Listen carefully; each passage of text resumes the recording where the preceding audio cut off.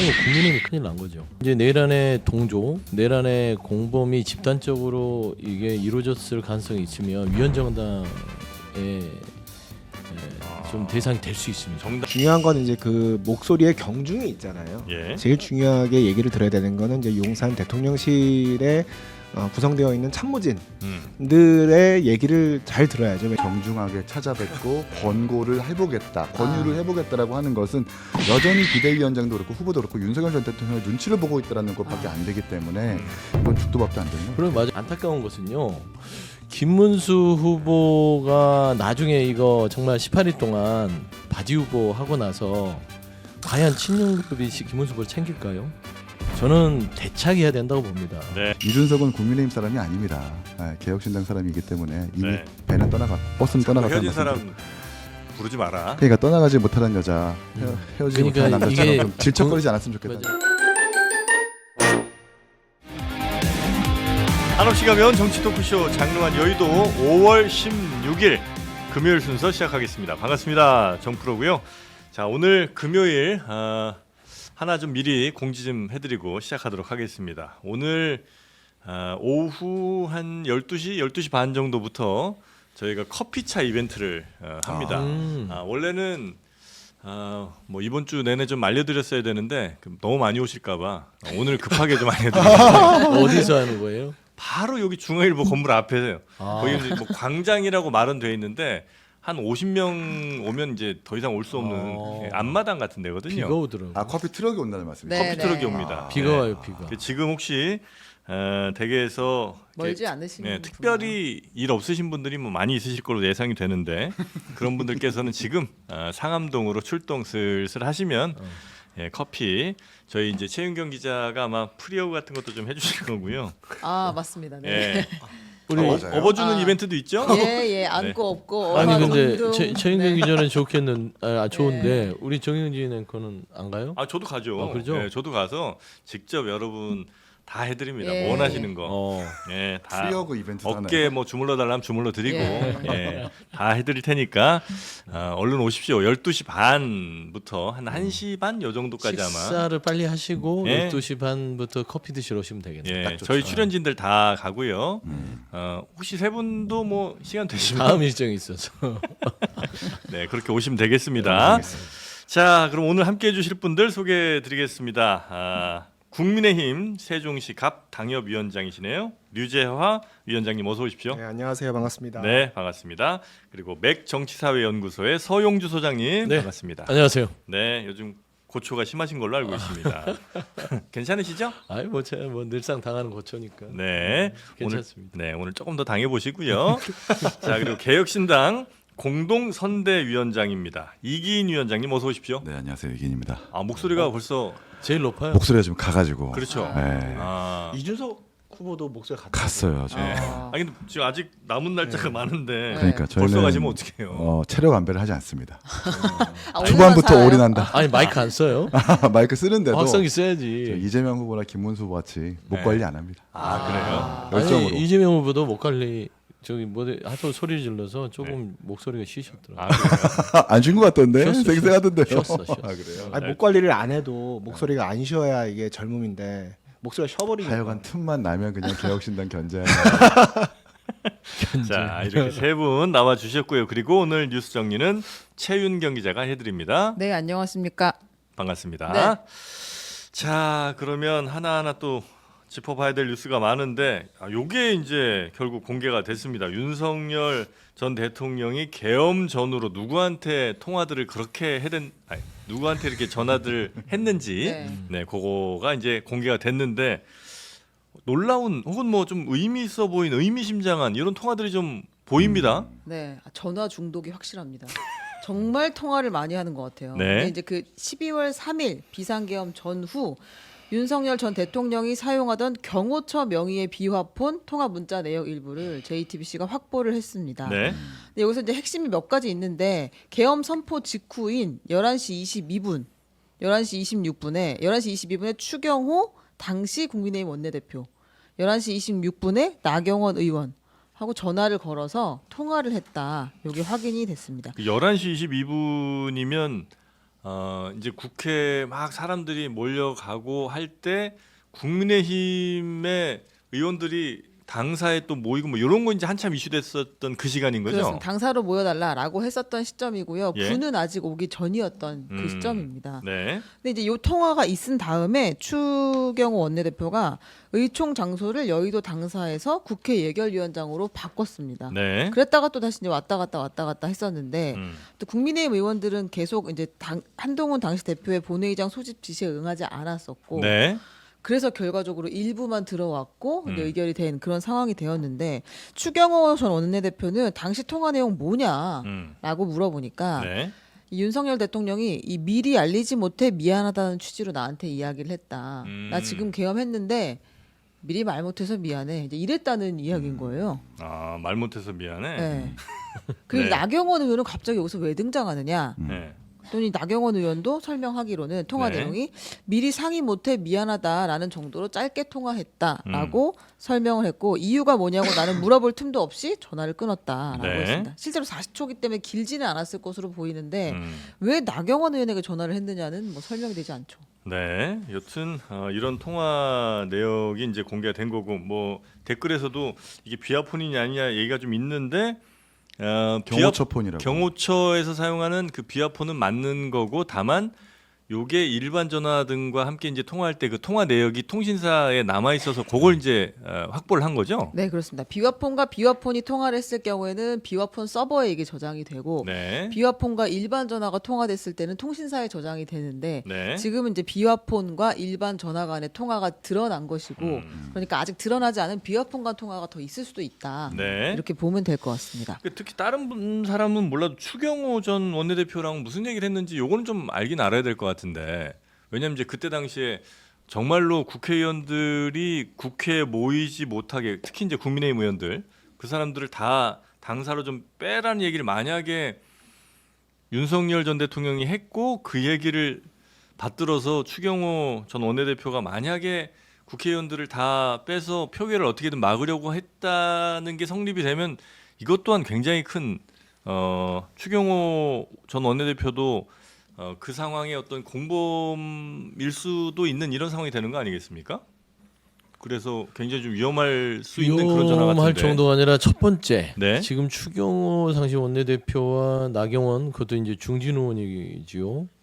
이런 분들과 이 계엄 직전, 그러니까 계엄 해제 의결 직전에 통화했다는 거는요. 네. 이분들도 뭐 내란의 동조 세력으로서 포함되느냐 여부는 그들 개인의 신상이고 중요한 건 국민의힘이 큰일 난 거죠. 이렇게 되면은 이제 내란의 동조, 내란의 공범이 집단적으로 이게 이루어졌을 가능성이 있으면 위헌정당에 좀 대상이 될 수 있습니다. 정당 해산의 요건이 요건이 이 두 가지가 일단 빙산의 일각이긴 하나 네. 조직적으로 비상 불법 계엄에 대해서 뭔가 이 당내에 있었던 당시 지도부가 개입을 했고 그게 윤석열 전 대통령의 의사와 반하지 않고 그대로 이루어졌다면 네. 이거 위헌정당이에요. 그래서 저는 이게 그냥 가장 큰 우리가 주목할 부분이고 두 번째는 이제 지금 보면은 그 추경호 원내대표 뭐 고발도 당했잖아요. 네. 그래서 내란 공범에 대한 부분들 수사가 국민의힘의 윤석열 전 대통령과 당시에 그 통화했던 사람들로 확대될 수 있어서요. 이게 이제 새로운 정부가 들어서면 네. 이거 뭐 말하자면 야당 의원에 대한 수사 자체에 대해서 또 뭐 정치 공세는 아니냐 하면서 또 한참 시끄러운 네, 대목이 네, 될 네. 것 같습니다. 그 국민의힘은 만약에 진짜 조금 전에 이런 의혹이 나온 대로 만약에 통화 내역이 있다면 상당히 위기에 빠지는 거 아니겠습니까? 그렇죠. 그 지금 사실은 뭐 통화가 이루어졌다는 사실 자체는 이 정도 어느 정도 나와 있었는데 다만 정확한 시점 그리고 통화 기간 이게 나온 것은 최초인 것 같아요. 네. 그래서 이제 많은 분들이 관심을 가지고 계십니다. 당시에 12월 3일 비상계엄이 선포될 때 사실 국민의힘 당사와 이제 국회 내에서의 그 분위기는 굉장히 삼엄했습니다. 네. 왜냐하면 실제로 빨리 가서 우리가 해제 의결을 해야 한다, 참여해야 한다라고 주장하는 분들이 계셨고 또 조금 더 기다려 보자. 지금 상황이 어찌 될지 모른다. 그리고 지금 국회는 너무 위험하다라고 주장하는 분들이 계셔서 제가 듣기로는 저도 당시에 현장에는 없었습니다. 세종시에 네. 있느라 현장에 없었습니다만 제가 듣기로 당사 내에서도 당직자들 사이에 큰 고성이 오가고 언쟁이 있었다는 걸로 알고 있습니다.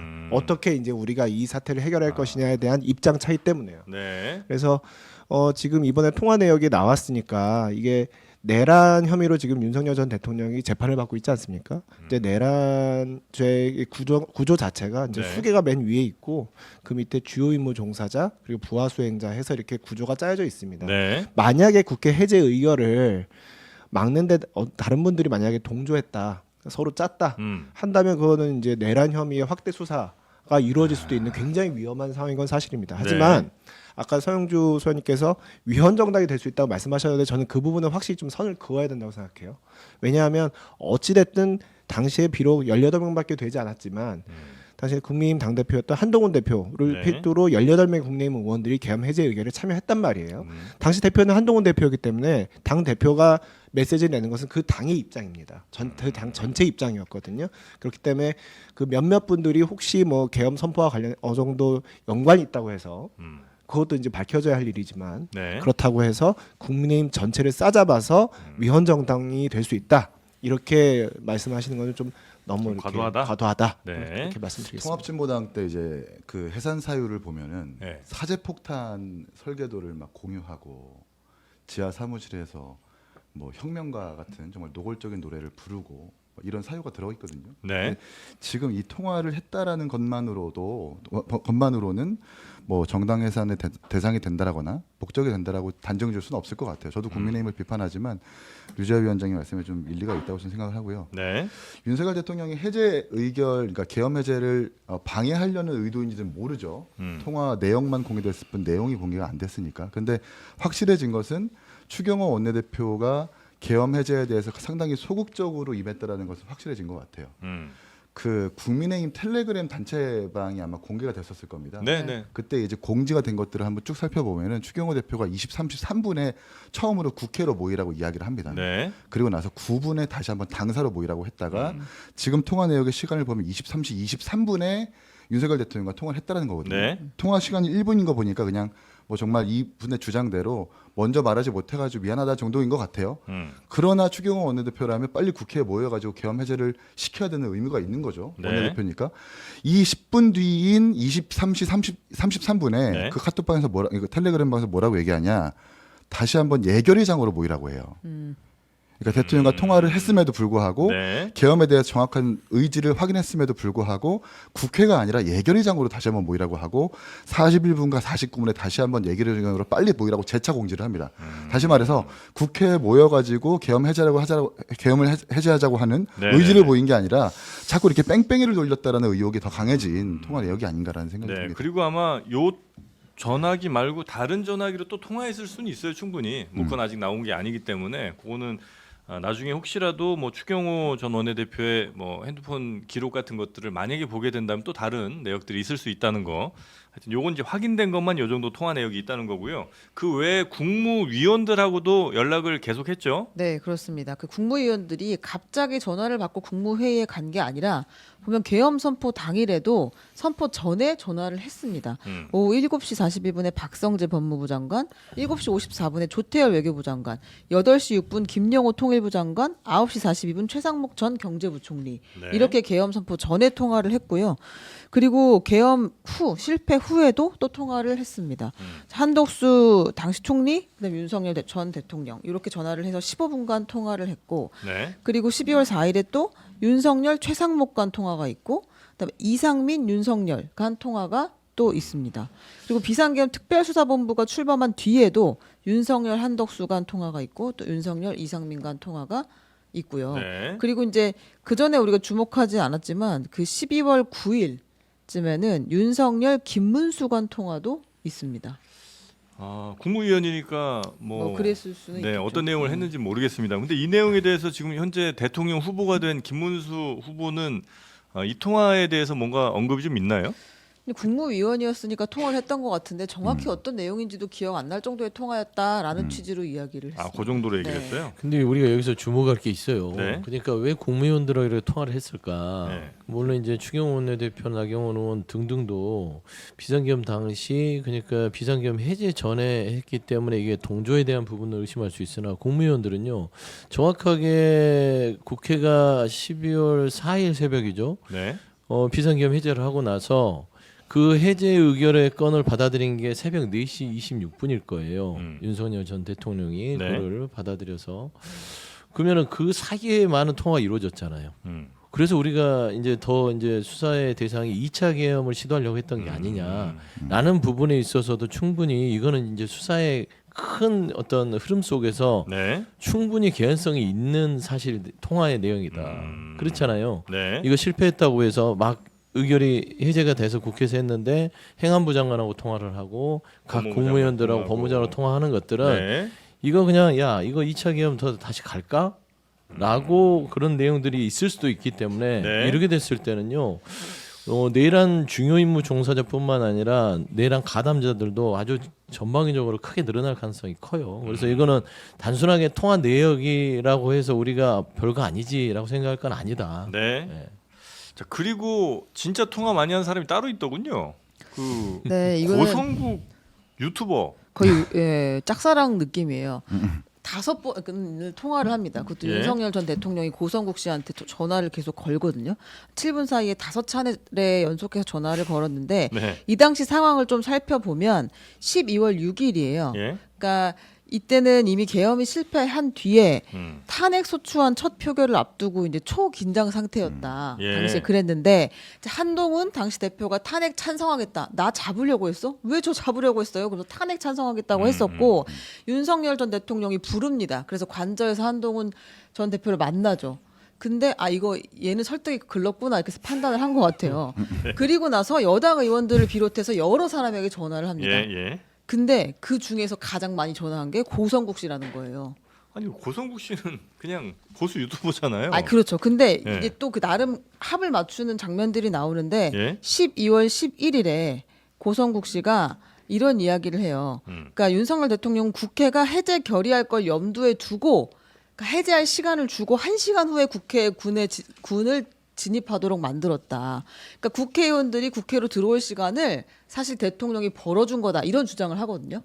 그게 12월 본인의 채널에서 12월 11일인데 네. 그 바로 다음 날인 12월 12일 윤석열 전 대통령이 담화를 하는데 네. 똑같은 이야기를 합니다.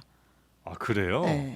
고성국 씨의 코치인지 이제 아무튼 합을 서로 맞춘 건지는 네. 모르겠는데 그 정도로 이제 자주 논의하는 사이였던 거 아닌가. 이거 다른 유튜버들은 조금 섭섭하시겠네. 고성국 씨한테만 이렇게. 근데 아닙니다. 고성국 씨만 소통한 건 아니고 네. 제가 알고 있는 바로는 네. 현재 종편에서 패널로 나오고 있는 이제 보수 패널이 진행하는 유튜버 중에 네. 그 제작진을 제가 좀 알고 있는데 네. 한 번도 말씀은 안 드렸지만 그 패널과 윤석열 대통령이 수시로 소통을 많이 했다. 그래요? 네, 전화하는 장면을 많이 봤다고 하고 특히 서정욱 변호사 말고 다른 말고요. 사람이요? 네, 그 국정 운영에 대해서 이런저런 자문을 구하더라. 자문을 말을 그 이제 유튜버의 제작진이라고 하는 네. 이제 그 지인이거든요. 네. 그걸 이제 몇 번 들었으니까 고성국 TV만 서운해할 것 아닐 것 같다는 생각이 듭니다. 그래요? 네. 고루고루. 고루고루 네. 보수 유튜버들에게 네. 의견을 좀 구한 것 같다. 그래도 고성국 TV가 1타인 건 확실한 것 같으니까 잠깐 듣고 올까요? 그럴까요? 네. 네.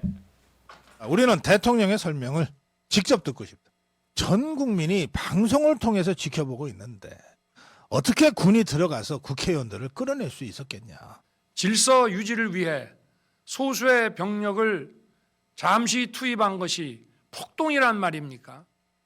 근데 요 멘트는 요 고성국 유튜버의 이야기. 전 국민이 방송을 통해서 지켜보고 있는데 어떻게 군이 들어가서 국회의원들을 끌어낼 수 있었겠나.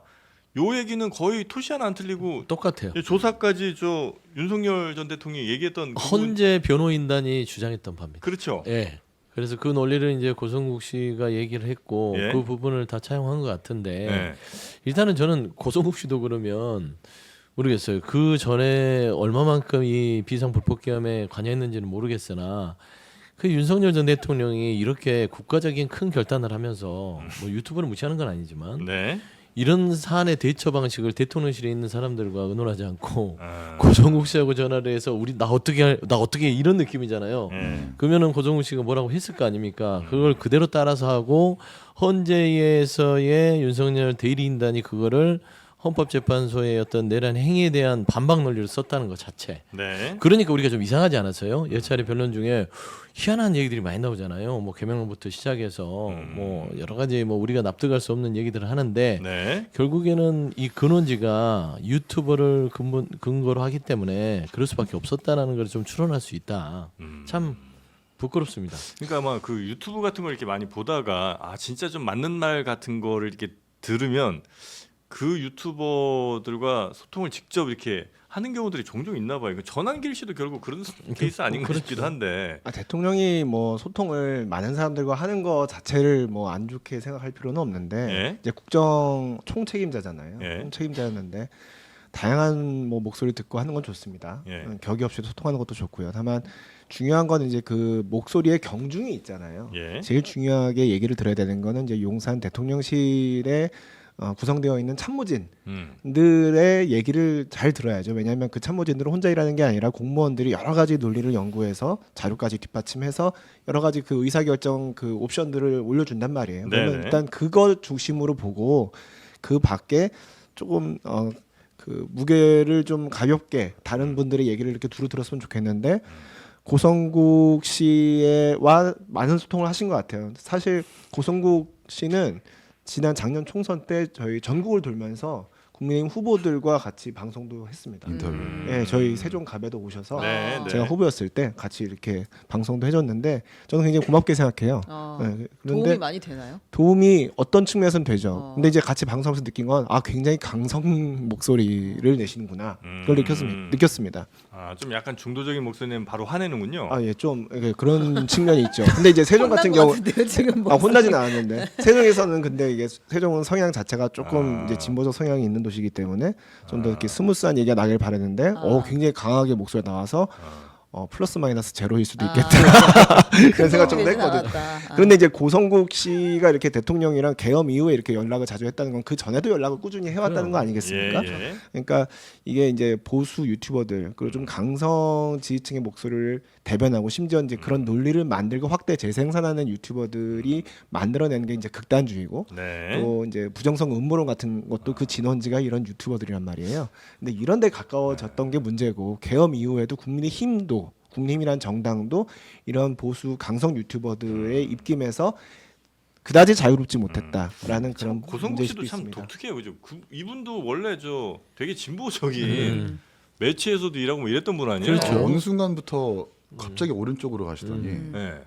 유튜버로 전향하셔서 오른쪽 벽에 붙어 있어요 지금. 그러니까 윤석열 대통령이 유튜브랑 가까이 하는 건 괜찮은데 네. 꼭 오른쪽에 있는 네. 그리고 부정선거를 맹신하는 유튜버들만 가까이 하다 보니까 예를 들면 뭐 경제 유튜버랑 같이 해가지고 국정에 대해서 물어본다 이러면 뭐 미담으로 적용할 수 있겠는데 꼭 3% 오른쪽 TV 끝에 가나요? 부정선거가 3% TV요.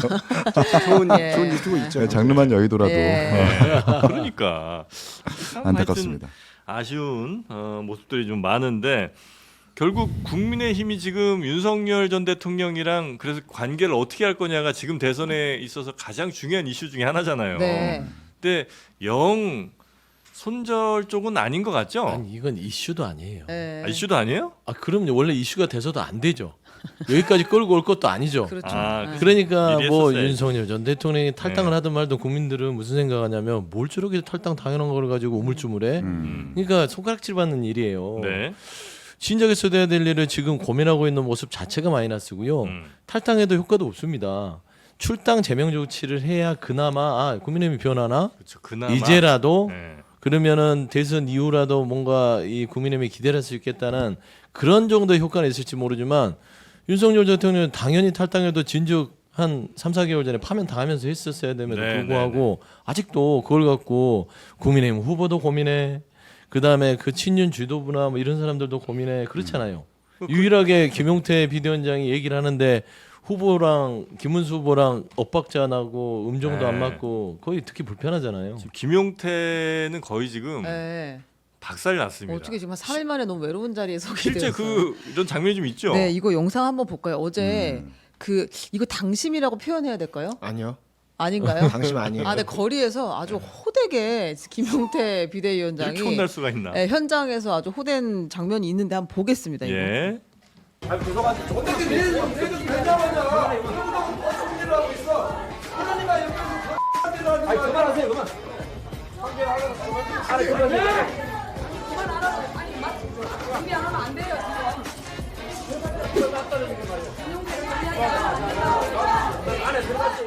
아니 김용태가 서 있는데 김용태 네. 위원장이 서 있는데 김용태 정리하지 않으면 안 된다고. 아니, 저거 처음에 윤석열 정리하지 않으면 안 돼요. 이런 장면인 줄 알았어요. 아. 주어가 다르군요. 네, 근데 김용태를 정리하라고 해가지고 지금 저 앞에서 표정 관리가 안 되는. 네, 아. 거의 뭐 약간 영혼이 지금 네. 탈출한 느낌이더라고요. 네, 예. 그렇습니다. 그래서 굉장히 지금 힘들어하는데 여튼 지금 뭐 출당 이런 얘기는 거의 당내에서 못 꺼내는 것 같고 탈당 요구 정도를 조심스럽게 꺼내는 것 같긴 한데 그나마도 꺼내면 또 다른 데서 욕 좀 많이 먹는 요 정도 느낌이 맞나요 지금 현재 국민의힘?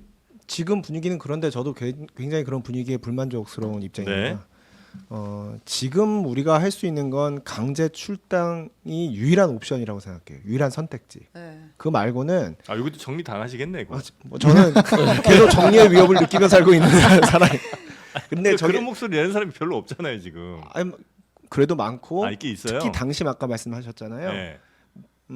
현재 국민의힘의 거의 50%에 가까운 당원들은 네. 저와 같은 입장을 가지고 있다고 저는 생각합니다. 아, 그래요? 꽤 예. 근데 있어요. 왜 이렇게 비명태 스펙트럼이 비대위원장 왜 넓어 혼자 보이고. 드는 거예요? 이렇게 예? 외롭게. 아니 지금 여기서는 지도부에서는 탈당이나 출당을 말하는 사람이 사실상 김용태 비대위원장 혼자인 것 같아요. 근데 김용태 비대위원장도 내정자 시절부터 했던 그 발언들을 보면은 더 화끈하게 확실하게 끌고 나갔어야 돼요. 아. 본인이 이 국민 깜짝 놀라게 할 만할 정도의 뭔가를 하려면 강제 출당 말고는 안 된다. 지금 출당을 권고하겠다고 말씀하셨잖아요. 윤석열 전 정중하게. 정중하게 네. 권고하겠다. 찾아뵙고. 찾아뵙고 근데 말씀드리겠다. 우리 당의 징계 조치 중에 하나가 탈당 권고입니다. 탈당 권고. 그게 징계 조치예요. 그래서 권고에 응하지 않으면 자동으로 제명하게 돼 있거든요. 아. 그러니까 지금 이번 대선 자체가 윤석열 전 대통령의 계엄 선포가 위헌이라고 해서 대통령이 헌법재판관 전원 일치로 파면됐기 때문에 치러지게 되는 거 아니겠습니까? 계엄 네. 대선인데 네. 윤석열 전 대통령의 그늘에서 그림자에서 국민의힘이 벗어났다는 확신을 국민에게 주지 않고서 무슨 수로 우리가 이번 대선을 이길 수 있겠습니까? 뭐 예를 들어서 한동훈 대표가 만약에 국민의힘 후보다 그러면 그 자체가 국민의힘이 좀 벗어났구나 그렇게 보여질 수도 있는데 지금 그것 아닌 상황에서는 네. 강제로 대통령을 출당시키고 그것도 해당 행위로 국민의힘의 당헌 당규에 부합하지 않는 계엄 선포를 했다는 그 해당 행위를 이유로 네. 윤석열 전 대통령을 당해서 강제 출당시키는 것 외에는 저희가 국민들에게 국민의힘이 거듭났습니다라고 말씀드릴 수 있는 다른 방법이 없어요. 그러니까 그게 김용태 비대위원장한테 그 무게를 지우지 마시고 지금 현재 당에 어쨌든 가장 최고 권력 갖는 사람은 김문수 후보일 거 아니에요. 뭐 당무 우선권 있다며. 그럼 김문수 후보가 방향을 정해야지. 김문수 후보가 방향 정한 건 그거잖아요. 윤석열 전 대통령이 알아서 결정하시는 거를 우린 따를 수밖에 없다. 이게 이제 김문수 후보 그 당의 가장 현재 강력한 위치에 놓인 사람이 하는 얘기인데 그거를 뭐 비대위원장이 어떻게 바꾸겠어요? 맞습니다. 사실 비대위원장이 흔히 얘기하는 말빨이 서려면 뒤에 당원들의 지지라는 그 민주적 정당성이 뒷받침해 줘야 되는데 비대위원장 자체가 김용태 비대위원장 자체가 어떻게 보면 갈등을 봉합하는 과정에서 이렇게 임명이 된 상황이기 때문에 네. 말에 힘이 실리기가 굉장히 어려워요. 결국 당원들에 의해서 선출된 김문수 후보가 윤석열 전 대통령의 강제 출당이라는 결단을 내리셔야 돼요. 네, 그것만이 네, 네, 네. 우리가 어떤 반전의 계기를 만들 수 있는 기회입니다. 네. 사실 골든타임은 계엄 직후에 이제 한동훈 비대위원장 대표였나요 그때? 놓쳤죠? 네, 대표. 그때 이제 출당을 위해서 윤리위 소집을 논의해 보겠다라고 했었던 예. 그때 빨리 결단해서 출당을 시켰어야 국민의힘이 계엄과 절연하는구나라는 것을 국민들에게 알려줄 수 있었을 텐데 지금 선거 한복판이고 선거 20일밖에 안 남았거든요. 네. 여기 와서 출당을 결정해 봐야 사실은 외연 확장하는 것은 만무하고 집토끼만 빠져나갈 수 있기 때문에 이런 논란 자체를 안 보이는 게 사실 국민의힘한테 유리한데 긁어부스럼 만드는 것이 아닌가라는 아, 생각이 아예 듭니다. 말도 없이 그냥 가요. 아니, 그리고 조용히. 그러니까 김용태 최고가 김용태 비대위원장이죠. 아, 같이 또 천안에 예전 버릇 하다 보니까 나오네요. 저 예전 버릇 나오네요. 천하용인 때의 폼으로 네. 진짜 빨리 이렇게 좀 과감하게 결단하는 식으로 했다라면 좀 모르는데 아. 정중하게 찾아뵙고 권고를 해보겠다, 권유를 아. 해보겠다라고 하는 것은 여전히 비대위원장도 그렇고 후보도 그렇고 윤석열 전 대통령의 눈치를 보고 있다라는 것밖에 아. 안 되기 때문에 이건 죽도 밥도 안 되는 거 그럼 같아요. 맞아요. 정중하게 찾아뵙고가 한 일주일 걸릴 거예요. 지금 18일이거든요. 정중하게 찾아뵙고 의사를 전달하고 기다리는데 한 2주 반 지나가면 끝나요. 그러니까 이제 탈당 문제에 대해서는 저는 이미 시작 포인트부터 이게 이제 말하자면 그르쳤다라고 예? 보는 것이고, 국민의힘이 이 대선 이후에도 살려면, 대선에서도 살려면 세 가지를 버리고 하나를 얻어야 되거든요. 첫 번째 버려야 될 게 윤석열이고요. 두 번째가 권성동입니다. 왜냐하면 이게 두 분 다 쿠데타의 주역들이에요. 한 분은 12월 3일날 친이 쿠데타, 한 분은 5월 10일날 정당 쿠데타. 대선 후보 쿠데타. 그렇죠. 야밤에 네. 새벽에. 그다음에 세 번째가 정광훈이에요. 전광훈. 정광훈은 아. 김문수 후보의 흑역사에 지우고 싶은 과거여야 합니다. 이번 선거를 치르려면. 근데 그거를 지워도 부족할 판에 석동현 변호사를 데려다가 캠프에 앉아서 아스팔트 우파를 앉자. 그거는 정광훈이 안고 가잖아요. 이 세 개를 버리라고 하는데 더 그냥 꼭 껴안고 가거든요. 그리고 누구를 하나를 데려와야 되냐. 43%로 본인과 경쟁했던 한동훈 전 후보를 데려와야 네. 선거 전략성으로는 43% 빈자리를 메워야 100으로 시작할 거 아닙니까? 근데 그런 상황에서 한동훈 전 후보를 데려와도 부족할 판에 장해찬 최고를 데려왔어요. 그러면 뭡니까? 이건 선거를 치르겠다는 게 아니라 대선은 포기. 일단은 대선 18일 이후에 당권에 당권? 대한 유지를 더 강화하겠다. 네. 저는 그 이상 그 이하로는 평가가 안 되는 지금 상황입니다. 김문수 후보가 약간 좀 방향을 잘 못 잡거나 아니면 굉장히 좀 약간 힘이 흔들리는 없어요. 것 같아요. 왜냐하면 차라리 그냥 이렇게 만약에 할 것 같으면 그래 계엄이 무슨 큰 잘못이냐 그냥 대통령이 그럴 수도 있는 거 아니냐 아예 그냥 이 방향으로 확실히 가서 그쪽 사람들의 열렬한 지지로 그냥 한번 승부를 걸어보든지 아니면 이제 대통령과 완전 절연을 좀 해서 이렇게 가든지 확실히 방향을 좀 정해야 되는데 지금 행동이나 인선 이런 건 다 그냥 윤 전 대통령 쪽이랑 같이 가는 것처럼 하다가 뭐 계엄은 잘못됐고 계엄에 대해서는 진심으로 사과드린다 이렇게 하니까 스텝도 좀 안 맞는 것 같고 이게 말이랑 행동이 좀 잘 매치가 안 되는 것 같습니다. 이게 사회자 말은 이제 한마디로 표현하면 죽도 밥도 아니다 그거잖아요. 그렇죠. 아, 그렇게 정리해 주실래요? 근데 김문수 후보께서 네. 살아온 인생이 네. 그런 죽도밥도 아닌 인생을 살아오지 않으셨고 뭐 그러니까 굉장히 최근에 이제 후보 단일화 사태 네. 파동이라고 해야 되나요? 그때만 해도 김문수 후보가 굉장히 강단 있는 모습을 보여줬잖아요. 네. 그래서 전 국민이 다 봤습니다. 그리고 김문수 후보가 살아온 인생, 노동운동가로 살아온 인생, 또 국회의원, 그 도지사 인정이죠. 그거는. 살아온 인생들 네. 굉장히 본인 나름의 소신을 명확하게 세우면서 강단 있는 인생을 살아오셨기 때문에 예. 죽도밥도 아닌 삶이랑은 굉장히 거리가 먼 분인데 지금 왜 이러는 거예요? 지금은 아마 본인 스스로 여러 가지 고민을 하고 계실 거라고 저는 생각합니다. 이제 단일화 파동 지난 지 아직 일주일도 채 되지 않은 아니, 상황이에요. 대선이 지금 2주 남았는데 뭔 고민을 그런 하세요? 상황입니다. 그래서 저희 당원들은 전 그런 말씀 드리고 싶어요. 네. 지금 아스팔트 지지층이 떠나갈까 두려워서 이도저도 못하고 있다 이런 분석들도 있거든요. 네. 근데 아스팔트 지지층 오히려 중도층을 포섭해서 이길 수 있는 모습을 보이면 아스팔트 지층은 열렬한 응원을 보낼 겁니다. 오히려 지금처럼 자꾸 이렇게 오늘 조선일보 사설 보니까 영남당으로 당만도 못한 당으로 쪼그라들 수 있다고 얘기를 하던데 그런 모습을 보면 오히려 아스팔트마저 갈라져요. 아스팔트도 깨질 수 있는 겁니다. 네, 그러니까 네, 저는 김문수 후보에게 당원을 믿으라. 아. 많은 당원분들이 오늘 저한테도 계속 문자 보내십니다. 네. 김문수 후보한테 더 강단 있는 모습, 그래요. 절연하는 확실한 모습 보이라고 좀 아니, 설득 좀 한- 해달라. 한덕수 전 총리는 요즘 참 뭐 하시는지 혹시 정보가 좀 있습니까?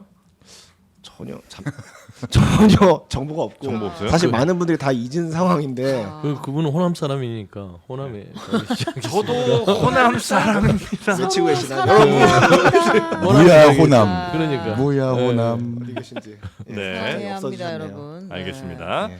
자, 그래서 텐트를 어떻게 쳐요, 말아요? 쳤습니다. 아, 쳤어요? 모르셨어요? 아, 텐트 친지 몰랐어요. 네, 쳤습니다. 네. 국민의힘에서 빅텐트를 쳤습니다. 네. 친윤 빅텐트인데요. 그 신군부 50실세 정호용 씨를 아이고, 선거대책위원회 상임 고문으로 영입했다가 네. 논란이 일자 5시간 만에 취소하는 일이 있었습니다. 신군부도 놀랍지만 전 이분 나이가 놀라워요. 연세가 더 놀랍더라고요. 아 그리고 심지어 본인이 나 지금 움직이지도 못하는데 왜 나 이름이 그 얘기를 했대요. 아, 그래서 네. 32년생이죠? 예. 우리 나이로 94인가요 그러면? 그렇죠. 어르신 중에 진정한 어르신이잖아요. 나이로만 따지면. 고문으로 영입하려고 예. 했었던 거죠. 선대위 누구를 고문하는지 아무튼 그랬어요. 그래서 이 민주당에서 네. 이거 윤 어게인에 이어서 전 어게인이냐라고 아. 반박을 했는데 네. 이거 한번 들어보겠습니다. 네. 지방 일정을 3일 동안 계속하면서 그런 일이 있었던 것으로 아는데 그건 조금 업무상으로 아마 착오가 있었던 것 같습니다. 저하고 상의한 부분은 없습니다. 윤 어게인도 모자라 전 어게인을 하겠다는 소리나 다름없습니다. 윤석열 내란 세력도 모자라 전두환 반란국까지 내란 세력 총사령부를 만들겠다는 것 아닙니까? 네. 근데 그 고문단에 물론 이제 정호영 씨는 뭐 이렇게 문제가 좀 있어서 취소한다고 하지만 다른 분들도 연세들이 굉장히 많긴 하더라고요. 30년대생 분들이 여러 분 계시고 40년대 초 분들도 좀 많이 계신 것 아 같고요. 근데 놀라운 건 여기 지금 이름 보고 저도 새롭게 느꼈는데 모교상 뭐 이렇게 지금 신경식 이런 분들 있잖아요. 네? 이게 다 단일화하라고 하면서 단식하고 모였던 그 고문들이에요. 아 네, 그분들 역시 대통합 빅텐트입니다. 한독수로 단일화하자 뭐 이런 하자고 거 얘기 하셨던 나왔을 때 분들이었어요. 이건 빅텐트가 아니라 김문수 후보가 얼마나 힘이 없는 좀 죄송한 말이지만 바지 대선 후보예요. 그러니까 실질적인 당무 손권이 있다고 하지만 본인 마음대로 할 수 있는 게 없습니다. 제가 네. 봐서는. 아까도 우리 자료면에서 그러지 않습니까? 3일간 일정하는데 정호영 이분을 실무자에서 들으려고 하는 것 이거는 나 좀 몰랐다 해프닝이다. 말이 됩니까? 중요한 결정을 하는데 후보하고 통화를 안 해요? 그건 아니잖아요. 그러니까 지금 캠프가 구성된 게 윤석열 전 대통령을 모셨던 사람들로 쭉 다 돼 있잖아요. 네. 일정부터 뭐 강명구 의원, 이용 전 의원, 뭐 석동현, 윤석열 대리인이라고 하는 사람들부터 시작해서 일정 조직까지 다 윤석열 전 대통령과 함께했던 사람들이에요. 그러면 이거는 그냥 윤석열 투예요. 네. 이 지난 대선에서 이재명, 윤석열이었으면 이번에도 이재명, 윤석열 시즌 2를 하겠다는 의지입니다. 라운드 2예요. 네. 그렇기 때문에 이건 필패는 뭐 그냥 불보듯 뻔하긴 한데 네. 저는 안타까운 것은요. 김문수 후보가 나중에 이거 정말 18일 동안 바지 후보 하고 나서 과연 친윤그룹이 김문수 후보를 챙길까요? 저는 대책해야 된다고 봅니다. 네, 네, 그러니까 지난 5월 10일 날 정말 트라우마가 있긴 하겠으나 네. 이렇게 그래도 공당의 대선 후보가 네. 질질 끌려다니는 듯한 모습은 별로 보기 안 좋다. 소가 안 됩니다. 네, 이분들의 제 공통점 하나 지금 찾아냈는데 다 일제 강점기 때 태어나신 분들입니다. 아유 저런. 정말 역사를 우리나라 역사를 정말 온몸으로 네. 다 겪어내신 그런 35세 비대위원장 세우고 고문과 실질적으로 자문하는 사람들은 일제 강점기 때 태어난 사람들 지금 모시고 그게 있다는 이제 건 신구 아닙니까? 조화를 하는 거기 때문에 저같이 젊은 사람들도 있고 구신이에요, 비대위원장도 구신. 있고. 너무 극단적인데 신구 신구 조화. 조화가. 예. 아니 사실 저는 제대로 판단하는 사람이 없다라고 판단하는 게 예. 5.18에 대해서 설령 국민의힘이 그 역사적으로 다르게 해석한다 하더라도 예. 이번 주가 5.18이거든요.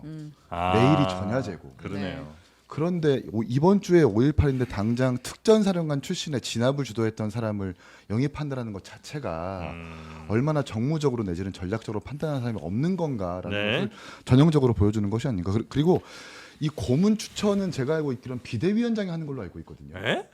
비대위원장이? 그러니까 이제 선거 캠프에서의 고문 내지는 자문의 예. 그룹은 당직자선 실무선이 아니라 비대위원장 비대위원회에서 하는 걸로 알고 있어요. 그래요. 네. 그러면 그래서 김용태 김용태 비대위원장이 직접 한 것은 아닌 것 같고 누구를 통해서 이렇게 들어온 것 같은데 만약 그렇다고 한다면 누구를 통해서 비대위원장을 통해 가지고 고문 그룹에 추천이 됐다면 예.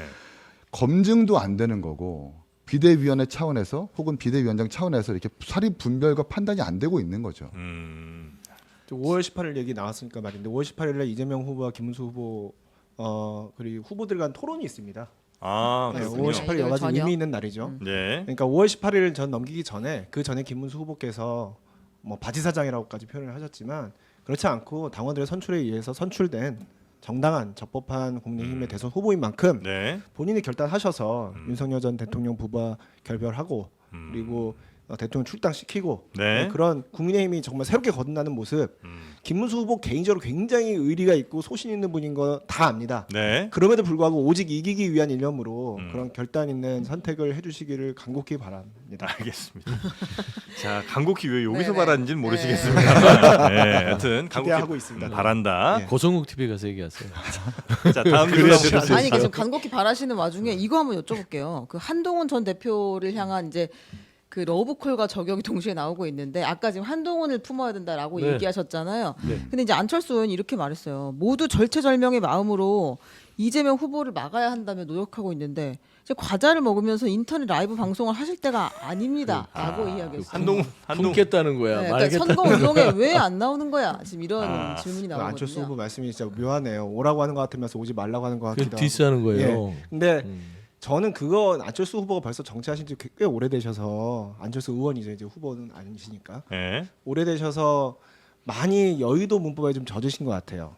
선거운동을 하면은 꼭 선대위에 들어와서 공동선대위원장을 맡고 선거운동복을 입고 피켓 들고 돌아다녀야 그것만 선거운동입니까? 지금 한동훈 후보가 지금 과자 먹고 뭐 방송한다는 게 라이브 방송을 요새 많이 하고 있는 것으로 알고 네. 있는데 그 라이브 방송 동시 접속자가 2만 명이 넘고 뭐 많이 나오는 건 조회수가 80만 가까이 나와요. 네. 안철수 후보가 어디서 80만 명이랑 얘기를 하겠습니까? 그러니까 그거는 그렇게만 볼 게 아니고 예전에 안철수 후보도 본인 대선 나왔을 때 선거운동 하다가 중간에 다 멈추고 코로나 봉사활동 하러 가셨어요. 그것도 어떻게 보면 또 다른 선거운동일 수 있는 겁니다. 그러니까 선거운동이라는 것을 너무 정형화된 방식으로 생각하는 것 자체가 여의도 문법에 갇힌 것이다. 일단 좋은데 그 라방을 통해서 뭐 과자를 먹든 말든 김문수 후보에게 표가 가게 하기 위한 메시지라든지 아니면 그런 운동을 열심히 하고는 있어요. 하고 있어요. 하고 계세요? 거기서 이재명 후보의 지금 요새 사법부 겁박 행태, 음. 이게 사실상 일부에서 뭐 연성 내란에 가깝다고도 얘기를 하는 그런 이재명 후보의 일단 민주당이 하고 비판하고 있는 비판도 하고 있어요. 김문수 후보에 대한 열렬한 지지를 또 응원하는 후보를- 이런 얘기도 해요. 그거 당연히 하겠죠. 근데 저는 제가 그 라이브 보지는 방송을 않아요. 전체를 다 들어보진 않아요. 제가 아니 공통점이야. 클립만 봐요. 아니, 정말 꾹 참고 라이브를 봤거든요. 이런 분이 찾기 힘들어요. 공통점이 뭐냐면 정말 힘들었습니다. 친한계에 있는 분들이 나도 끝까지는 안 봤어 다 이렇게 얘기하더라고요. 그러니까 백분율을 100%로 따지자면 네. 이재명 후보 내지는 상대당을 비판하는 거 한 10 정도. 10? 네, 10, 네. 10에서 15 정도. 네. 본인 시계액이 20%. 아 진짜요? 당근 마켓에서 기타 구했다라는 건 30%. 네. 새우깡이랑 매운 새우깡 합쳐서 먹으면은 되게 맛있다. 맛있다라고 하는 거 한 10%. 네. 그러니까 이제 맛있어요. 너무 천하태평해 보인다라는 거죠.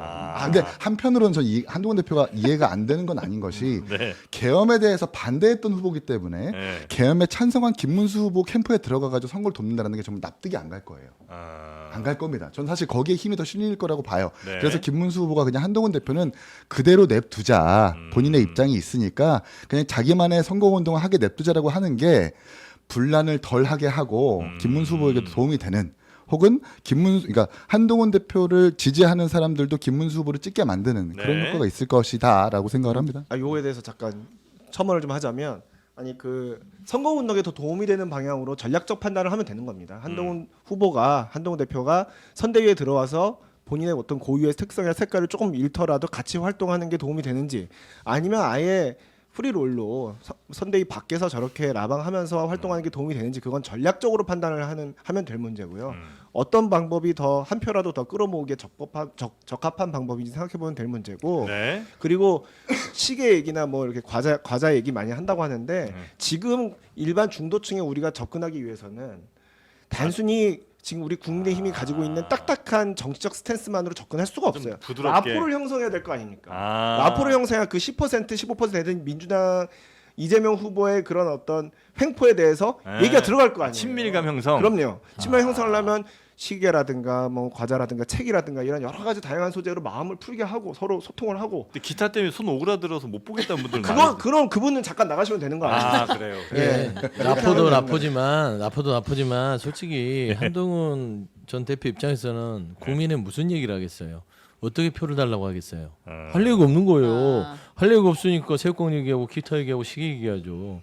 개헌과도 60분을 손을 긋지 그걸 못하고 못하죠. 그런다 해서 하는데 윤석열 전 대통령 부부 나가라 이것만 계속 주구장창 할 겁니까? 네. 안 되잖아요. 네. 그러니까 결국에 1시간 분량 중에 할 말이 없어서 아. 자기 얘기나 신변자기 얘기를 하는 거예요. 그리고 이재명 후보에 대해서 욕을 하는 것도 그냥 비방밖에 더 안 됩니다. 이 했던 얘기 또 하고 뭐 사법 리스크 얘기하고 뭐 사법부 뭐 겁박한다고 계속 매일 얘기할 겁니까? 그러니까 본인 스스로가 선거 캠프 안에 못 들어오면 그거를 길게 어떤 민주당과 각을 세울 수 없는 게 현실이에요. 저는 따지고 보면은 국민의힘은 산수를 못해요. 더하기 빼기를. 제가 말했지만 네. 선거 18일 동안 뭐에서 뭐를 빼면 마이너스가 되고 뭐가 플러스가 되는지 뻔히 나와 있는데 네. 계속 마이너스 전략을 쓰고 있잖아요. 네. 그러고 나서 안철수 의원도 지금 뭐 통합과 포용을 얘기하는데 마이너스 발언을 하잖아요. 한동훈 후보 오라고 해놓고는 과자만 먹지 말고 한가하게 들어오시오 이러면 오고 싶다가도 가겠어요. 그러지 않겠습니까? 그래서 저는 지금 국민의힘은 네. 마이너스 선거 전략을 하고 있다. 다만 이제 우리 류재화 위원장님 말씀은 그래도 한동훈 후보 전 후보가 열심히 그 당 대선을 네. 위해서 다양한 전략, 조금 다른 전략으로 접근하고 있다. 여의도 후보에서 벗어난 알겠습니다. 참신한 전략으로 네, 선거 운동을 네. 열심히 하고 있다. 감사합니다. 많이 벗어났습니다. 당권을 위해서 하고 있다. 지금 네. 상황에서 당권 그거 생각하는 류 사람 위원장님이 정말 네. 열심히 하시네요. 네. 열심히 하십니다. 최인경 기자님. 존중을 네, 드려야 됩니다. 하나 더 이렇게. 있습니다. 네. 지금 아니 김대식 의원이 하와이에 갔습니다. 아하. 갔어요? 네, 간다고 했어요. 탔어요? 그래서? 가지는 않았죠. 비행기 간다고 탔어요? 했는데 네. 예고했죠. 예, 뭐라고 했냐면 김문수 후보가 특사를 보낸 거예요. 네. 여기서 특사 등장할 일입니까? 홍준표 그 전 후보, 전 시장을 설득해서 선대위에 합류하게 하려고 미국으로 가겠다라고 네. 이야기했습니다. 그런데 홍준표 시장이 오지 마라. 선대위에 안 들어간다. 이렇게 방자하다. 예, 이야기를 오지 마라. 했습니다. 네. 근데 홍준표 전 시장은 뜻이 좀 다른 쪽에 이제 확실히 간 것 같은 느낌이 있던데. 그 이재명 후보가 당선이 되면 네. 초대 총리로 홍준표 전 시장을 고려한다라는 보도가 나왔죠. 있었는데 예. 근데 양쪽이 다 부인을 하긴 했습니다. 근데 이게 음. 띄워본 것인지 워낙에 이제 여기도 총리 할 분들이 많기 때문에 네. 그냥 옵션 중에 하나로 누군가가 발전을 시킨 것인지 아니면 조금 얘기가 오갔는지는 뭐 정확히 확인되지는 않았습니다. 그래서 지금은 뭐 정확하게 알 수는 없으나 여튼 그런 차기 정부의 첫 총리 얘기까지도 일부 보도가 좀 나오는 그런 일이 있었다. 자, 다음 뉴스 한번 가볼까요? 네, 이제 국민의힘 얘기 다 끝내기 전에 하나만 여쭤보려고요. 네. 어제 막 이것저것 발표되면서 통합한다고 장해찬 전 최고위원도 들어오고 최경환 뭐 전 경제부총리도 복당하고 했잖아요. 네. 그 와중에 하나 쏟아진 뉴스가 이준석 당시 당대표에 대한 징계가 이미 취소되었다. 2023년에 우리는 취소했다라는 발표를 했었어요. 2023년 11월에. 이게 뭔? 네, 궁금해서 이게 당에서 징계 취소를 했다는 사실을 본인은 원래 알고 있었습니까? 그때 인요한 혁신위 때 이미 예. 이준석 전 대표에 대해서 징계 취소했다라는 건 아니에요. 그때 이제 총선 목전에 두고 국민의힘에 유리하게 하기 위해서 본인들 기준에서는 이준석을 운운하면은 외연이 확정될 것 같으니까 징계를 취소해가지고 선거 때 한번 표를 구해보자라는 목적이었던 것 같은데 네. 그걸 망각했는지 까먹었는지 보고를 못 봤는지 모르겠지만 취소한 징계를 또 취소한 것 아닙니까? 어저께 이제 한 가지만 했으면 좋겠는 게 김용태 비대위원장은 지금 막 뭐 단일화를 얘기하면서도 한쪽에서는 징계 취소 다시 또 재범 의결하고 있고 또 한편에서는 또 뭐 이준석만 자르면 3~4% 지지율이 오를 거다로 얘기하고 있고 한 가지만 했으면 좋겠다는 생각이 들고 이준석은 국민의힘 사람이 아닙니다. 개혁신당 사람이기 때문에 이미 네. 배는 떠나갔고 버스는 자꾸 떠나갔다는 헤어진 말씀드리고 사람 부르지 마라. 그러니까 떠나가지 못하는 여자 헤어지지 못하는 그러니까 남자처럼 이게 좀 질척거리지 않았으면 좋겠다는 맞아요. 생각이 들어요. 질척 얘기를 하는데 네. 이 정치권도 이 질척거리면 국민들이 싫어합니다. 음. 그리고 지금 현재 단일화 얘기 이준석 후보랑 하는데 사실상 형편이 국민의힘이 단일화할 여건이 아니에요. 누차 얘기하지만 네. 뭔가 변화도 없고 결단도 없고 윤석열이라는 큰 어둠의 그림자가 다 포획하고 있는 상황에서 그 당에 누가 가겠어요.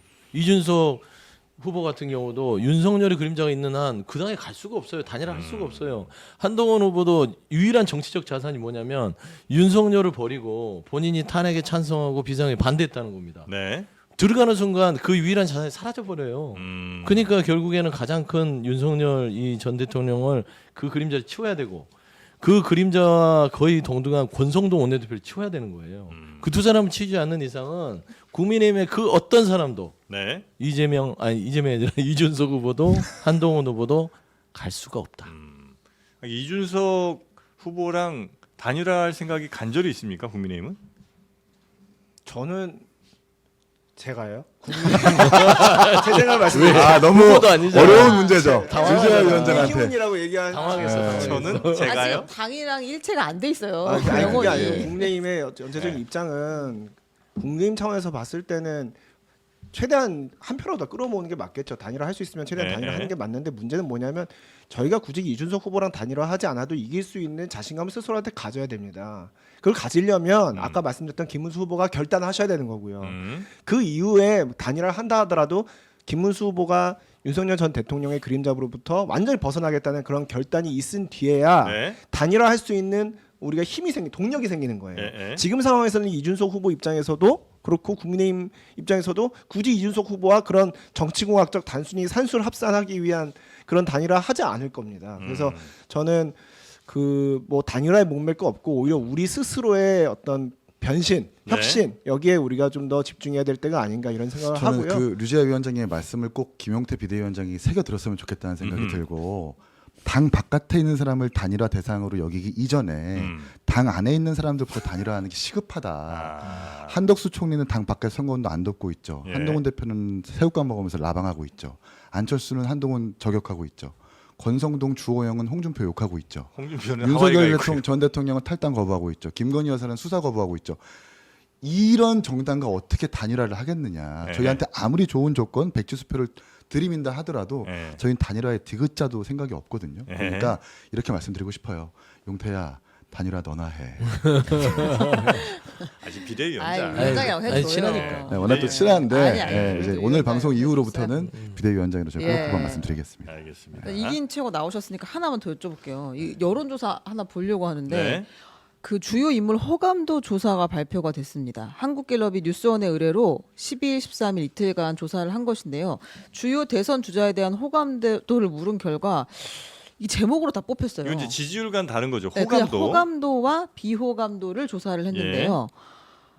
이제 이재명 후보에 대한 호감도가 전보다 많이 올라갔다 이렇게 얘기가 나오고 있고, 그다음에 김문수 후보는 비호감도가 더 높았습니다. 호감도보다. 네. 비호감도 62%, 호감도가 35%. 이재명 후보는 호감도가 54%, 비호감이 44%였어요. 네, 네. 근데 이거는 뭐 그냥 호감도와 비호감도 같이 가니까 그럴 수 있는데 이준석 후보가 비호감도가 67%, 호감도가 28% 이렇게 나타났고 20대에서 지지가 높을 거라고 생각했는데 호감도가 39%, 비호감도가 51% 이렇게 나왔거든요. 이제 호감도라고 하는 건 상대적 기준이고 지지율이 아니기 때문에 네. 예를 들면 뭐 미국의 트럼프 대통령이 비호감도가 제일 높았는데도 불구하고 결국 대통령이 되는 것처럼 네. 지금 선거 국면에서 이제 특히 전 대통령이 파면된 상황에서 양당이 아주 극렬하게 결집하는 상황이라면 제3당 후보는 양당의 지지자들로 하여금 호감도를 받을 수가 없죠. 그건 구조상 당연한 것 아닙니까? 제3당 후보이기 그렇죠, 때문에 그렇죠. 쉽지가 않다. 아무래도 파면 주체인 국민의힘에서는 국민의힘대로 결집을 할 것이고 네. 그 반대편인 민주당은 민주당대로 결집할 것인데 그 양당의 어떤 결집도 거기서 표를 이렇게 좀 갈라서 이렇게 득표를 해야 되는 전략상 이준석 후보에게 호감도라고 하는 것은 양당의 어떤 비판과도 같기 때문에 저는 그 척도라고 생각을 하고 전 좀 그러니까 제가 지금 유세본부장도 맡으면서 일정기획 단장도 맡고 있거든요. 이번 선거만큼 참 묘한 선거가 없는 것 같은 게 겉으로는 표현을 안 하지만 음지에서 안에서 보이지 않는 곳에서 민주당 이재명에 반대하는 민주당 지지자, 특히 국민의힘 김문수 후보에 동의하지 못하는 지지자들이 저희에 되게 많은 응원을 보내요. 네. 이게 뭔가 저희가 이번에 현수막을 좀 잘못 따라가지고 좀 큰일이 있었었는데 오히려 현수막을 국민의힘 지지자 내지는 당원, 지방광역의원들이 어디가 잘못됐으니까 도와드리겠다라는 문자도 많이 오고 있고 그러니까 이런 선거가 사실 처음입니다. 이런 어떤 단순한 호감도 지표보다는 네. 진짜 현장에서 어떻게 흘러가는지가 더 중요하다. 호감도는 단순히 양당이 견제하는 그냥 증거일 뿐이다라고 생각합니다. 근데 양당 경제로는 이제 수치를 보면 조금 설득력이 떨어지는 게 양당 경제면은 김문수 후보 호감도가 그렇게 높아서는 안 돼요. 근데 이준석 후보나 김문수 후보나 비호감도가 높단 말이에요. 그러니까 양당의 견제라고 보기에는 쉽지 않고 네. 저는 이준석 후보가 그만큼 사람들에게 좀 각인이 되고 있다. 그러니까 지난 이재명 후보가 지난 대선에 비호감도가 가장 높은 걸로 나타나 있었죠. 윤석열 후보랑 거의. 근데 이게 이제 차츰차츰 어떤 시간을 거치면서 네. 인지도는 높은 상황에서 호감도를 상쇄하면 저는 긍정적인 편만에서는 비호감도가 높다는 게 나쁜 건 아니에요. 왜냐하면 사람들에게 인지가 되고 있다는 거고 네. 그리고 평가를 받고 있다는 거예요. 그래서 이제 여기에서 잘해야 되는 것이죠. 네. 이게 성공적인 케이스가 이재명 후보예요.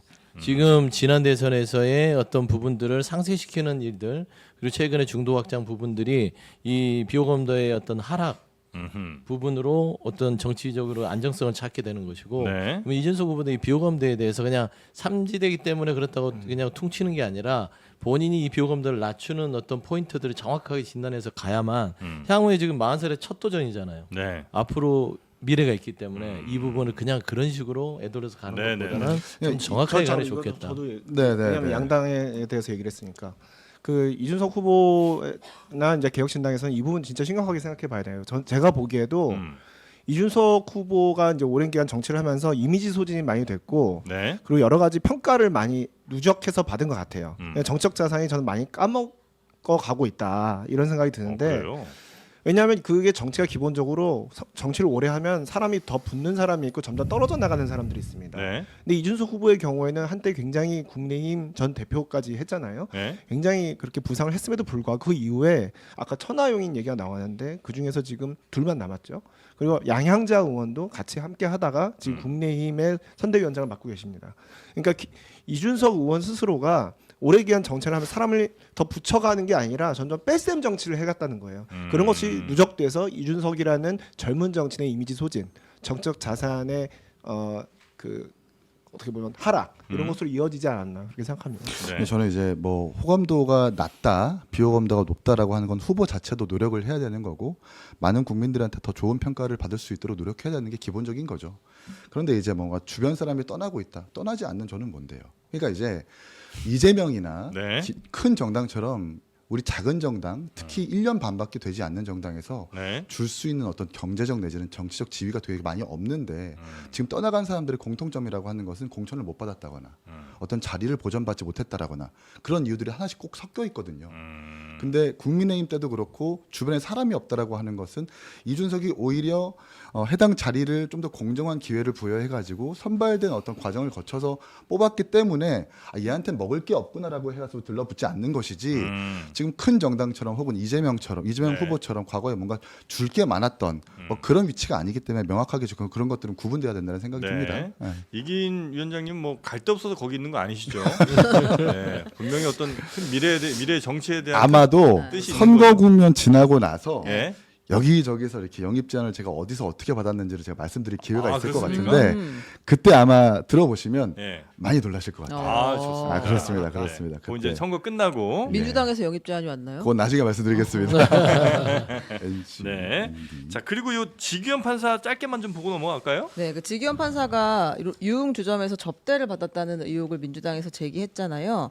서울중앙지법에서 어제 이 의혹이 추상적이라서 우리가 입장을 밝힐 게 없다라고 이야기를 했어요. 민주당이 그러면 우리가 더 사진을 공개해야 돼? 이런 이야기를 했었거든요. 네. 근데 지금 막 속보가 나왔습니다. 대법원에서 이 지기현 부장판사 의혹을 확인하고 있다. 윤리감사관실에서 조사하고 있다라고 이야기를 해서 네. 아마 조만간 요거는 사실관계가 조금 나올 것으로 보입니다. 네, 그래서 만약에 그런 접대 받은 사실이 지규현 판사 스스로 맞다고 만약 인정을 하게 되면 그럼 이 판사는 현재 진행 중인 모든 재판 같은 데서 일단은 다 직무배제가 되는 거죠? 네, 직무배제가 되고요. 예. 그다음에 그게 육하원 측에 따라서 사실로 되면 조사에 따라서 이제 형사처벌 대상이 되는 거죠. 네. 근데 이제 지기현 판사나 조희대 대법원장 이 부분에 있어서 자꾸 민주당이 공격한다고 하는데 기본적으로 이 둘의 어떤 여러 가지 법률적 판단들은 굉장히 법조계 내에서도 왜 이러지? 이례적이었단 말이에요. 그리고 석연치 않은 점이 있어요. 네. 그러다 보니까 이 사람들의 동기가 무엇인가 라는 것들이 궁금증으로 남는 것이죠. 네. 그래서 저는 이런 부분에 있어서 지기현 판사의 뭐 룸살롱 접대 부분들이 사실이라면 이런 부분은 본인 스스로 촉발한 구속 취소 부분들이 결국에는 그런 궁금증 속에서 여기까지 이르게 아닌가. 저는 그 그렇게 이전에 보는 게 뭐 맞을 것 판결 같아요. 내린 이것들도 다 의심을 받거나 아니면 거기에 대해서도 다른 판단을 우리가 추구를 해야 되는 거예요? 만약에 이게 그것까지는 아니지만 저는 네. 구속 취소와 심우정 검찰총장의 어떤 그런 항고 포기, 예. 즉시 항고 포기 이런 일련의 과정 속에서 이상한데? 라는 차원에서 시작된 거고 이게 제보를 통해서 또 드러났기 때문에 네. 이 부분은 뭐 무리한 압박이라고 보기는 쉽지 않아요. 저는 지기현 판사가 이제 문제가 있었다면 뭐 룸사롱 잣대를 만약 받았다 그러면 이제 대법원 윤리감찰을 통해서 그에 합당한 징계를 받아야겠죠. 근데 지금 민주당에서 지기현 판사 문제를 계속 붙들고 늘어지는 거는 크게 보면 사법부 겁박의 일환으로 저는 생각합니다. 지금 민주당에서 대법원장과 대법관들에 대한 뭐 특검, 탄핵 그리고 뭐 대법관 수를 증원하겠다. 거기에 나가서 그 이재명 후보에 대한 개인 재판이 만약에 대통령 당선돼도 정지되도록 하겠다. 뭐 공직선거법상 허위사실 공표죄 부분은 뭐 바꿔서 법을 개정해서 면소 판결 받도록 하겠다. 이제 그런 것들을 추진하고 있는 일련의 어떤 사법부 흔들기 이 일환으로 지기현 판사 문제도 접근하고 있는 것이 아닌가. 그런 생각이 들고요. 왜냐하면 지금 사실관계 확정되기 전혀 없잖아요. 근데 확정되면 그에 따라서 엄정하게 전 처벌 뭐 받거나 징계 받아야 된다고 생각합니다만 네. 그 전에 이것을 이렇게 부풀리는 이유는 정치적 목적이 개입돼 있다 이런 생각이 들고요. 아까 서영조 소장님께서 지기현 판사 구속 취소 결정이 법조계에서 굉장히 이례적이었다. 그리고 대법원에서 이번에 나왔던 이재명 후보에 대한 유죄 판결, 취지의 파기환송 판결 그것도 파기환송 판결 갖고 뭐라는 게 아니라 절차를 대법원 절차요? 네, 그렇죠. 속도를 말하는 거죠. 속도를 속도, 얘기하는 예, 거죠. 알겠습니다. 속도를 얘기하는 거죠. 속도에 대해서도 저는 변호사고 법조계 일원이지만 서로 법조계가 다른지 몰라도 구속 취소는 다들 이례적으로 본 건 사실이에요. 네. 하지만 이번 대법원 판결의 그 속도에 대해서는 사실 공직선거법에 6개월, 3개월 안에 처리하게 돼 있거든요. 네. 그리고 사건 자체가 그렇게 복잡하지가 않아요. 항소시까지 진행되면서 굉장히 무르익어서 성숙돼 있어서 사실 법리적 판단만 하면 될 문제였거든요. 충분히 그 정도의 대법원 판결을 선고할 만했다. 그 그렇게 전원합의체하고 그다음에 9일 만에 판단 나온 게 그거 이례적이지 않았어요? 그렇지 않습니다. 왜냐하면 네. 그 전에도 대법관들이 다 기록 검토를 하는 게 아니라 그 안에 재판 연구관들이 다 있어요. 그 사람들이 근데- 기본적으로 다 이미 쟁점을 추려놓고 네. 대법관들은 아니, 회의 뭐 몇 번 현직 하면서 판사나 뭐 아니면 판단하는 전직 판사 변호사 뭐 이런 분들이 또 되게 이례적이라는 얘기를 많이 또 하셔갖고 아니, 그리고 26일날 전국 법관회의가 열리지 않습니까? 네. 그 자체로 이미 조희대 대법원장의 행위 자체가 사법부의 독립성과 신뢰성을 훼손했다고 내부적으로 판단했기 때문에 열리는 거라고 저는 생각이 듭니다. 네. 그렇기 때문에 이 부분을 그냥 아예 이례적이지 않다라고 판단하기는 좀 부족하다. 전 거기까지 가기 전에 지기현 판사 그 즉시항고 포기, 네. 그러니까 정당의 어떤 이익과 다른 판결을 내렸다고 해서 네. 룸사롱이라든지 사적으로 뭔가 행위한 것을 이렇게 파묘해가지고 찾는다라는 자체가 좀 굉장히 유감인 거고 그리고 오늘 국민의힘 주진우 의원이 고발장을 낸 게 아마 언론에 풀이됐을 거예요. 네. 선배 부부의 생일 파티, 선배 부부와 사촌 동생, 친구 등 전원 지인이라고 특정이 됐습니다. 사진을 룸살롱 접대라고 하면서 허위사실 유포해가지고 평범한 여성들을 유흥 접객원으로 취급 조롱하는 명예를 심각하게 훼손한다고 고발장이 들어갔어요.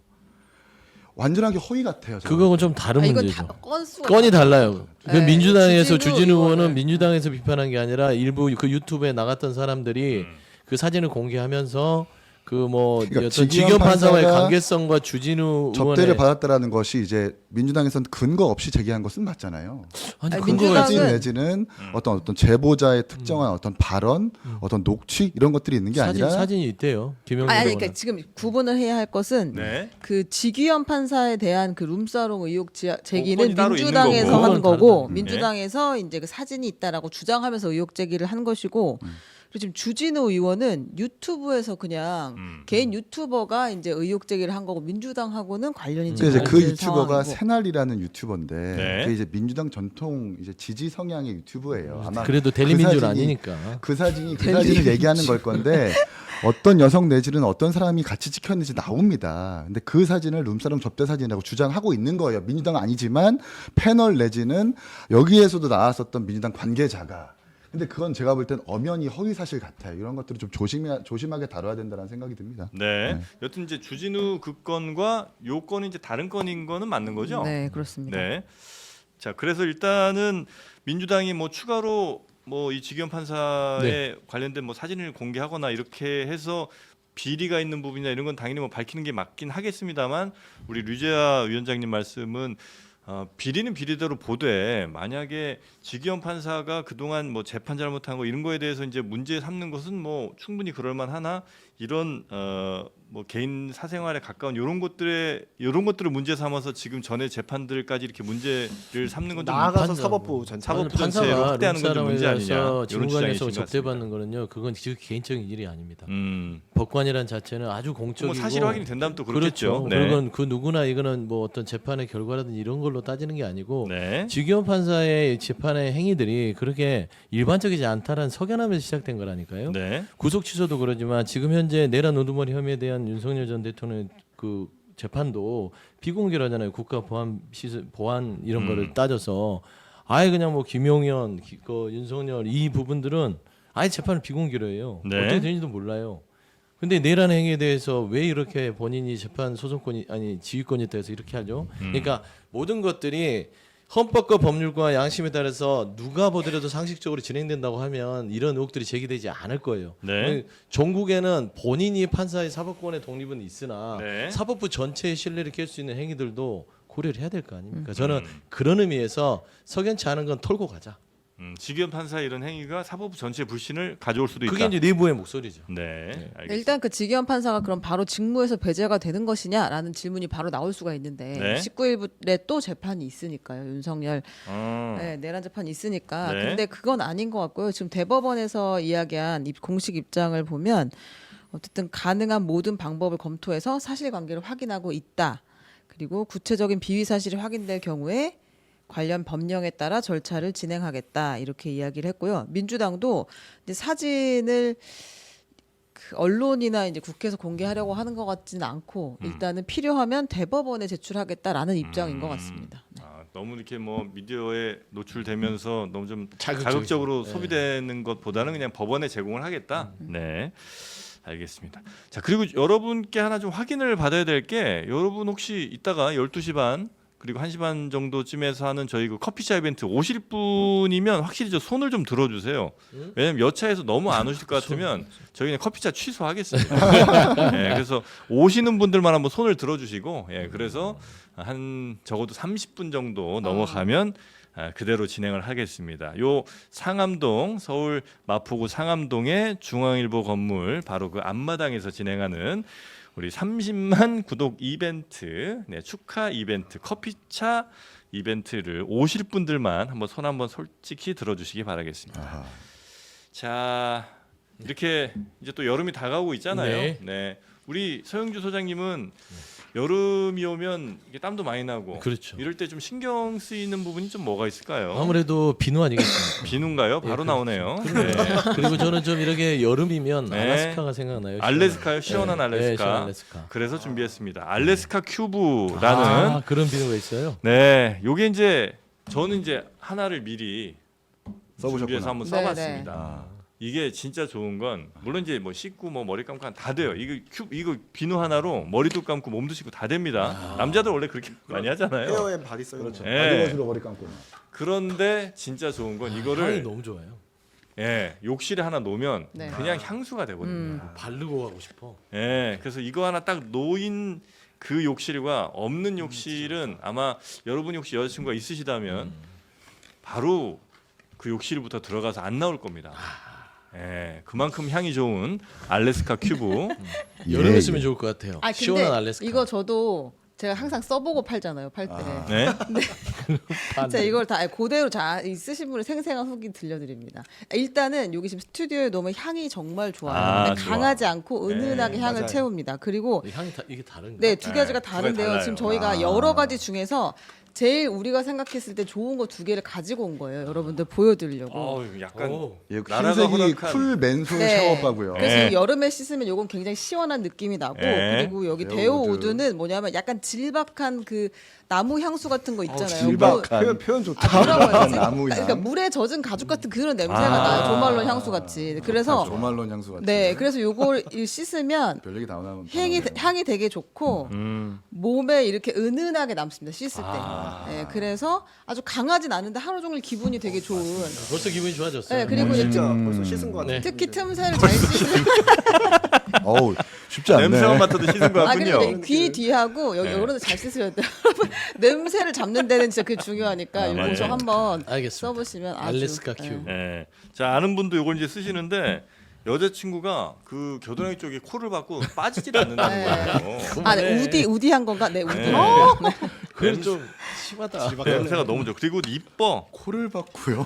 네. 이렇게 요게 이제 그 우디 향인 거고 예. 이제 하늘색 있는 게 이제 저는 요걸 이제 요즘 많이 쓰고 있는데 예, 요 하늘색이 에메랄드빛. 시원해요, 네. 딱 시원하잖아요. 시원하게 생겼네요. 약간 옛날에 그 마블 영화 보면 로키가 들고 다니던 그 큐브 약간 그런 느낌이잖아요. 예. 좋습니다. 네. 나라가 허락한 유일한 마약입니다. 네. 네. 자, 하여튼 여러분 시원하게 올여름 씻으시기 바라겠고요. 네. 우리 출연하신 분들 요거 하나씩. 감사합니다. 네. 가져갑니까? 네, 아니, 그럼요. 아니 사시라고요. 네. 하나씩 사시라고. 얼마 사야지. 사야죠. 공짜가 어디 있어? 그럼요. 그래도 뭐. 자, 그러면 하여튼 오늘 세 분은 여기서 보내드리고, 자, 우리 이벤트 오실 분들 빨리 지금 신청하시고 아니면 바로 취소입니다. 자, 세 분 함께 해주셔서 대단히 감사하고요. 다음 주에 뵙겠습니다. 고맙습니다.